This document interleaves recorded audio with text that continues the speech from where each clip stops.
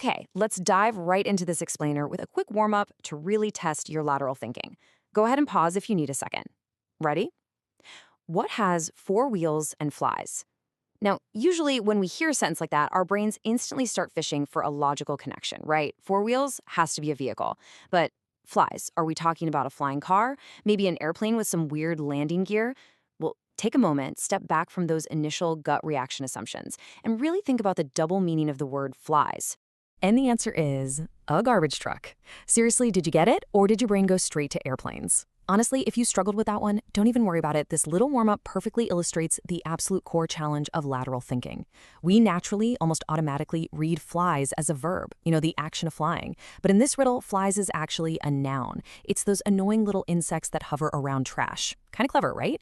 So welcome to this rapid-fire explainer of the 20 Hard Riddles Challenge.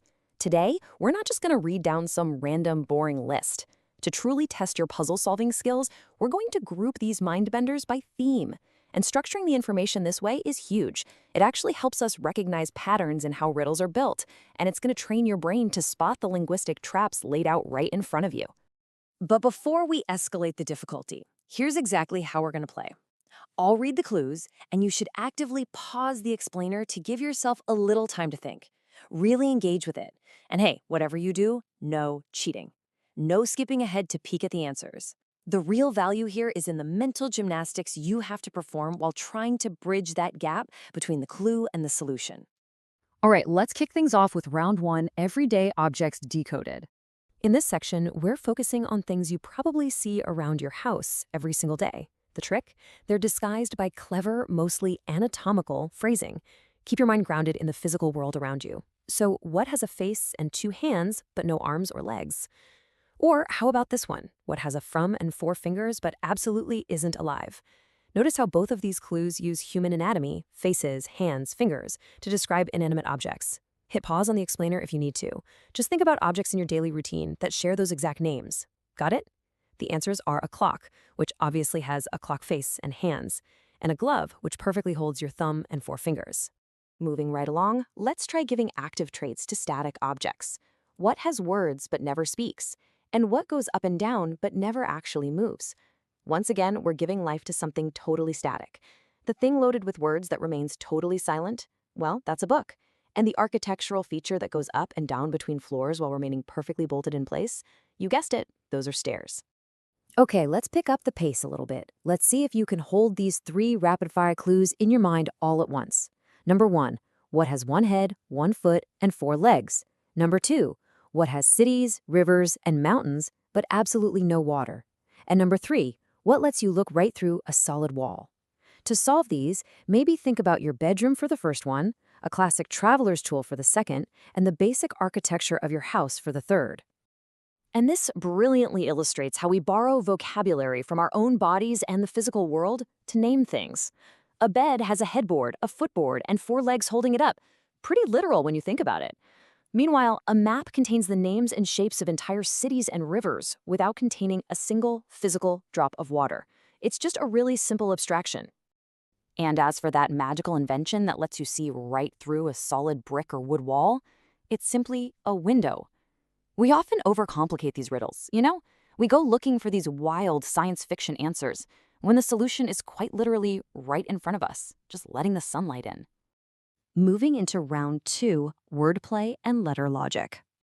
Now, what's really interesting about this next round is that you need to completely shift your strategy. Stop visualizing objects and start thinking literally about the English language itself.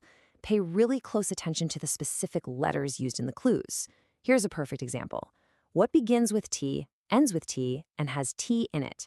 Now, if you try to imagine a physical object that looks like the letter T, you're going to be stumped for sure.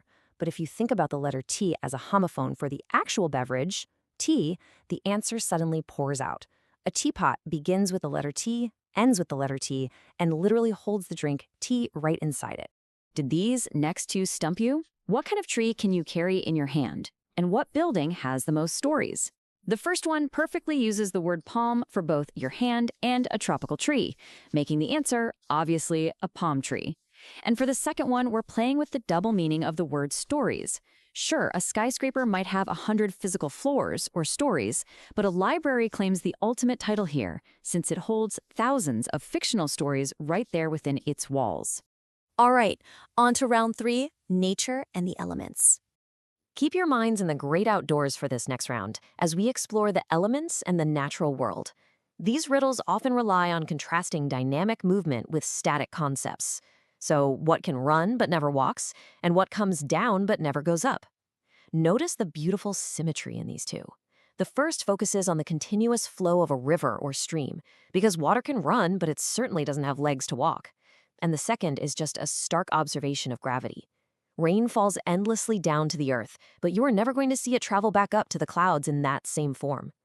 How about these? What has ears but cannot hear? And what is easy to lift but hard to throw?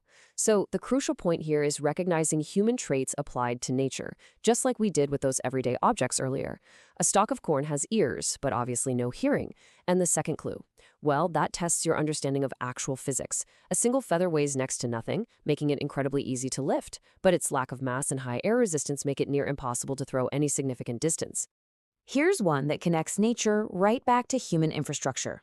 What goes through cities and fields but never moves? It weaves right through the natural landscape, connecting urban sprawl with open fields, yet it remains completely 100% stationary. The answer, of course, is a road. 16. You faced 16 highly varied riddles so far. So, take a quick breath and mentally tally up your score, because these final 4 are really going to test your abstract limits. You've conquered objects, words, and nature. Now things are going to get just a little bit philosophical. Welcome to the final stage, round 4, abstract concepts and intangibles.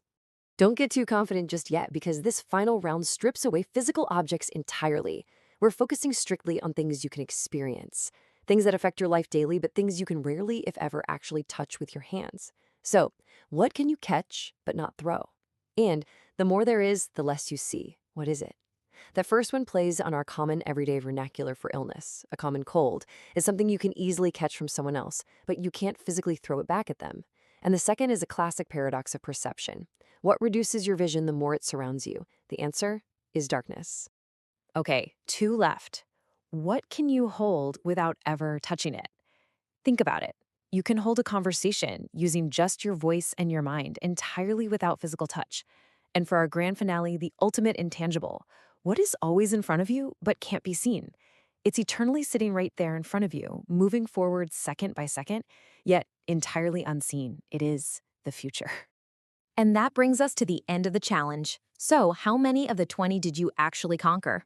Challenge your friends and see if they can beat your score. But more importantly, take a moment to reflect on this whole process. Doesn't it make you wonder just how often our brains rely on rigid, literal definitions instead of lateral, creative thinking in our everyday lives? The next time you face a difficult problem, remember this explainer. Take a step back, look for those hidden double meanings, and ask yourself, can I approach this from an entirely different angle? Thanks so much for joining me. Keep challenging your mind, and I'll catch you in the next one.